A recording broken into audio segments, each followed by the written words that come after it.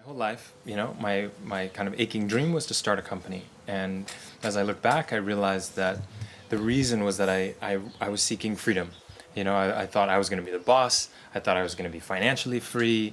And I had a desire to serve people and help people. So I started a company that was very much in public service. We were an education search engine. Um, and I really, in many ways, I achieved my dream. I was running the company. We were not a huge success, but we were successful. And I lived every day, kind of managing the thing, and I would say I was happy. I enjoyed it. But at the same time, something was missing. And it was always, I started to wonder, gosh, this can't be all that there is. And so I started to recognize, gosh, this one thing that's been my life's dream hasn't brought me the fulfillment or happiness that I'm seeking. And that was a big recognition. And so I started to recognize that if this thing didn't bring it for me, then really none of my other dreams, to get married, to have a wife, to have kids, anything else, I just recognized none of those things are going to bring me this inner fulfillment. I must start looking kind of this way. And so I started meditating. I'd never done that before. So I started to explore. I used the app Headspace. And so I was meditating for a while, and then for longer and longer, and eventually it brought me to my first silent retreat. And that happened to be with Guruji.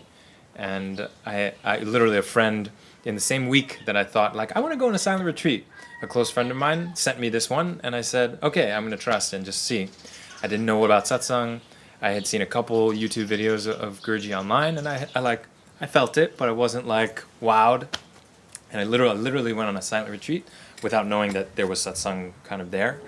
And then over the course of the retreat, the first couple of days, I was just literally sitting there wondering, what is this about? What is he saying? I feel it and it's powerful, but I can't understand what he's saying. And then maybe on the third day, I was I think he's talking about enlightenment, And my background is Hindu. My parents and grandparents are Hindu, and so I'd heard about this thing, nirvana, enlightenment. But my conditioning, what I'd heard is that it's impossible. It takes forever, many lifetimes, decades, if you're lucky, and most people never reach there. And so I'd written it off as a possibility. But then I'm meeting somebody who's saying, no, it's possible, and it's possible now. I was like, well, but how do I do it? So I'm sitting there in the audience, just projecting this question at him, tell me how to do it, And what I heard was, well, first actually, he broke through another belief I had, which was, I was just feeling gosh, what I've heard is that I got to be perfect. I have to be the most humble, the most wise. I have to have no desires. I have to let go of all these things, and then I'm a candidate for enlightenment. And he was like, no, you have it backwards. First, you recognize who you are, and then all of these things just fall into place through the power of that recognition. And so I was like, oh, I don't have to fix myself. I just have to find out who I am, and I don't frankly know what that means. But okay, I'll follow it. So then I was thinking, how do I do this? And so then I heard the question. He said, that which perceive, in your life you experience the five senses. We're all familiar with the five senses. He says, but you're able to perceive another thing, which is thoughts. Or let's say also emotions. So all these things you can perceive, your senses and your emotions, and they make up your experience. I was like, okay, that's fair. I believe that. And he was like, but the one that perceives those things, can that be perceived? And I was just sitting there okay, let me, okay, five senses, okay, I see the senses, yeah, I see thoughts, okay, I can see that, but I'd never looked this way, I'd never looked backwards into my experience. So then, silent retreat, I'm sitting there with all this silent time, I was like, okay, I'm just going to sit and just look at this question and try to do it, try to look that way and see what is perceiving all this, And first it gave me a bunch of headaches, and I was just struggling and putting so much effort in. But there was an earnestness. I was interested. It was alive in me, that question. And in the first retreat itself, I remember Guruji saying, I felt okay, I understand what he's saying, but I understood intellectually. And he said in Satsang, intellectual understanding is not enough. You have to have direct experience. So then I'm wrestling with this question in my silent time and in Satsang. Finally, on the fifth day, I said, I was projecting again this question to him, like, give me the direct experience. Prove to me that what you're saying is true. And then sitting in satsang, I experienced a dramatic opening, you could say. Like, I now would call it the spaciousness of what I am, the spaciousness of being. You know, it was like all of my thoughts vanished for, let's say, 10 minutes. And I was just sitting there with no thoughts, just with this presence, and looking at my body and saying, wow, I've always known that I'm not this, but now it's so obvious that I'm not just this form. And I'm looking around the room and I'm like, there's no end to this presence.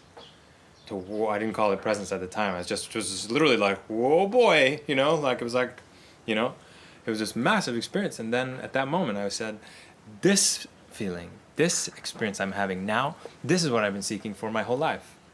Like, this is the reason I thought I was going to start this company. I thought it was going to give me this feeling.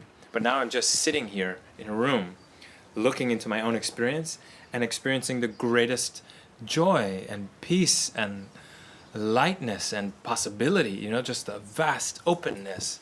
I'm just sitting here and it's here. And that was the moment that for me I said, I found it. And I will spend the rest of my life in the pursuit of this, the understanding of this, and in service to this. And it's the beginning, you know, it's like the beginning of understanding, of recognizing that this person that I've always thought I am, you know, Nihal, the one, you know, with these parents and this family and this company and this life, like this little role that we're playing, like it's like a movie, a little movie of our life. There's a recognition at some point that, wait a second, like I'm not this, like all these details and memories and identities that I have, it's not actually what I am. And for a while, you're like waking up out of that dream of this person you think you are. And so you have these moments of powerful recognition of like, oh, I'm not that. I'm not that. And that guy is the one who's worried and afraid and arrogant and suffering. It's that guy. But now I'm seeing I'm not that. And then but the dream world, you know, like this experience of like, gosh, reality, as we call it, like this physical experience, it's so entrancing. You just have an experience and immediately you're back thinking you're this guy. And so you fall back into the belief of it. Then you come back to satsang, and again you have this experience of like, oh, I'm not that at all, you know? And you feel the vast presence and joy. So you seesaw like this for some time until it's like a habit. You just start to stop believing in this little guy again. You just stop believing in it as much. And when you stop believing in it, this is how you experience, like your desires go, because that your true nature doesn't desire anything. It's this little guy that does. Fears go because it's this little guy who's afraid. And so as soon as you recognize like, but I'm not this guy, I'm, you could say, the space behind him. I'm the perceiver of this guy. I don't need any of this, you know, but still he's there. He could play, you know, yeah, you know, he can exist. I'm not in conflict with him.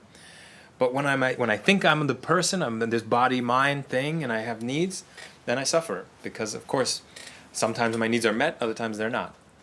But when I recognize, but all of this is happening in front of me, and when I'm simply observing neutrally with this space, wow, there's nothing more perfect than that. And everything can come and go, and it doesn't touch what I am.